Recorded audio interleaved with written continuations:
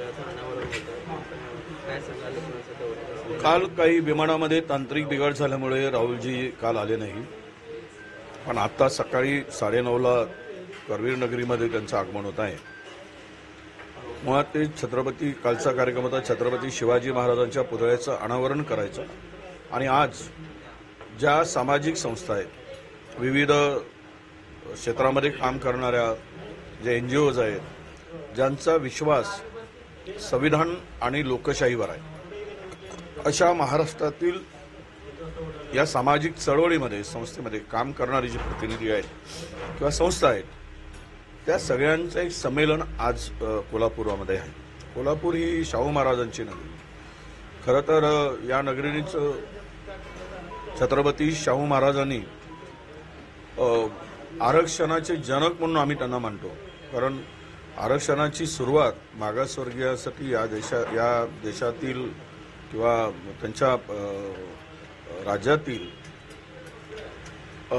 अतिमागास, मागास, दीन, दलित, आदिवासी, शोषित, पीडितांसाठी शाहू महाराजांनी आरक्षण मिळालं पाहिजेत आणि ते बरोबरीमध्ये आले पाहिजेत, ही त्यांची भूमिका होती. आणि तीच भूमिका संविधानाने स्वीकारली, बाबासाहेबांनी सुद्धा स्वीकारली.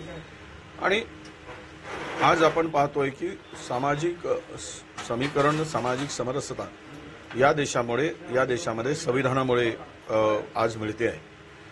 काही गोष्टीमध्ये राहुलजींच्या परदेशातील वक्तव्यांचं अर्धवक्तव्य दाखवून विपर्यास्त केला गेला. बाबासाहेब जे म्हणाले ते राहुलजी म्हणाले. बाबासाहेब म्हणाले होते की ज्या दिवशी या देशामध्ये समानता निर्माण होईल, ती सामाजिक, शैक्षणिक, आर्थिक या सगळ्या विषयावर, त्या दिवसाची आरक्षणाची गरज नसेल. पण आज ती स्थिती आहे का? आज स्थिती नाही ती. कालच आपण राजस्थानमध्ये पाहिलं की एका राजस्थानामध्ये दलित मुलांनी शाळेमध्ये मुख्याध्यापक पाणी पितो त्या तांब्याने पाणी पिल्यामुळं त्याला बेदम मारहाण केली, खूप जबरदस्त मारहाण केली. ही समरसता म्हणायची का? एखाद्या ठाणे जिल्ह्यामध्ये दलित मुलाच्या तोंडावर सूप केलं जातं, ही सामाजिक समरसता निर्माण झाली का? हा खरा प्रश्न निर्माण होतो. म्हणून राहुलजींचं म्हणणं त्यावेळेस तेच होतं की समरसता ज्या दिवशी निर्माण होईल त्या दिवशी आम्ही आरक्षणाचा पुनर्विचार करू. पण राहुलजींच्या विरुद्ध देशभर या जुमलेबाजांनी रान उठवण्याचं काम केलं. राहुलजींचा विश्वास संविधान आणि लोकशाहीवर आहे. राहुलजी आज जे लढतायत त्या देश वाचवण्यासाठी लढतायत. कारण देशाची वाटचाल गुलामगिरीच्या दिशेनं आहे, देशाची वाटचाल हुकुमशाहीच्या दिशेनं होती, देशाची वाटचाल एक संस्थानिक स्वरूपाची म्हणजे त्याला हुकुमशाही प्रवृत्तीची होती. आता ही हुकुमशाही प्रवृत्ती नष्ट करायची असेल तर त्याला तोड संविधान आहे, त्याला तोड आपला लोकशाही वाचवण्यासाठी केलेले राहुलजीचे प्रयत्न आहेत. ते काय आता आपण सगळ्यांनी बघितलं आहे. कारण ज्यांचा प्रवास हा विशेष करून आपल्या पश्चिम महाराष्ट्रामध्ये जे साताऱ्यामध्ये किंवा सांगलीमध्ये काही प्रकार झालेत, म्हणजे हे सगळे जे काही आहे आणि काही भारतीय जनता पक्षाचे नेत्यांचे स्टेटमेंट आहे की मुद्दाम धार्मिक वाद कसा उपाडून येईल आणि त्यातून मताची पोळी कशी महाराष्ट्रात शिकता येईल. कारण महाराष्ट्रामध्ये या महायुतीचं अधपतन होताना सगळ्यांनी आता ठरवलंय करायचं, अधपतन करायचं. अशा स्थितीत मतांसाठी ही लोक ज्या वाटतील त्या प्रकारे दोन धर्मामध्ये, दोन समाजामध्ये भांडणं लावून आपण निवडणूक कशी जिंकू असं प्लॅन करत आहे. आम्ही सगळ्या बांधवांना सर्व धर्माच्या की संयम ठेवण्याचं आवाहन करतोच आहोत. पण राहुलजींची आजची ही बैठक विविध समाजातील, ज्यामध्ये मागासवर्गीय, ज्यामध्ये आदिवासी आणि ज्याचा संविधानावर विश्वास आहे, ज्यांचा लोकशाहीवर विश्वास आहे, अशा बरोबर ते संवाद साधणार आहे. आणि आजचा मला वाटतं कार्यक्रम हा एक ऐतिहासिक कार्यक्रम आहे. तो करवीर नगरीमध्ये होतो आहे, जिथे पुरोगामी विचाराची या कोल्हापुरामध्ये मान आहे असं मी मानतो. आणि यामध्ये जिथे त्याचा उदय किंवा त्या विचाराचा वसा खोलवर रुजला आहे, अशा करवीर नगरीमध्ये हा कार्यक्रम निश्चितच सामाजिक समरसता निर्माण करण्यासाठी उपयोगी पडेल. एकीकडे हे सगळं संविधान संदर्भातला कार्यक्रम घेत आहे, मात्र दुसरीकडे भाजप म्हणते की त्यांनी पुन्हा याच पद्धतीनं होऊ नये म्हणून आता विरोध देखील त्यांच्या दौऱ्याला आम्ही करणार असं त्यांनी भूमिका घेतली होती. आज देखील नाही, हे 400 पारचा नारा कोणी दिला? संविधान बदलण्याचा नारा कोणी दिला? काँग्रेसने दिला, भारतीय जनता पक्षाच्या नेत्यांनी दिला. 400 पार हो जाएंगे तो हम संविधान बदल देंगे. मनुवाद भाषा किसने की? मनोवादाची भाषा कोणी केली? 400 पारची भाषा कोणी केली? संविधान बसवण्याची भाषा कोणी केली? अंगलट आलं त्यावेळेस मात्र खोटं नेरेटिव्ह सेट केलं असं सांगतात.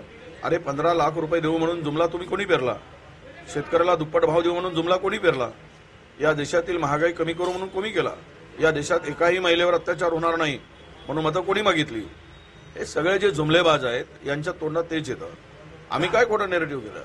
देशाचं संविधान यासाठी जर आम्ही लढतोय आणि त्यांनी पर्यायी जर या देशासाठी संविधान निर्माण करण्याची भाषा केली असेल तर हे जुमलेबाजांच्याकडून दुसरी अपेक्षा नाही.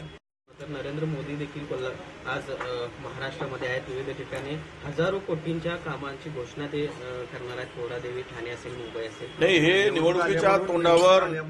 निवडणुकीच्या तोंडावर घेतलेले हे निर्णय आहेत मतं मिळवण्यासाठी. कालच 30,000 कोटीचा ओव्हरड्राफ्ट काढावा लागला. राज्य दिवाळखोरीच्या उंबरठ्यावर या ठिकाणी नेऊन ठेवलं.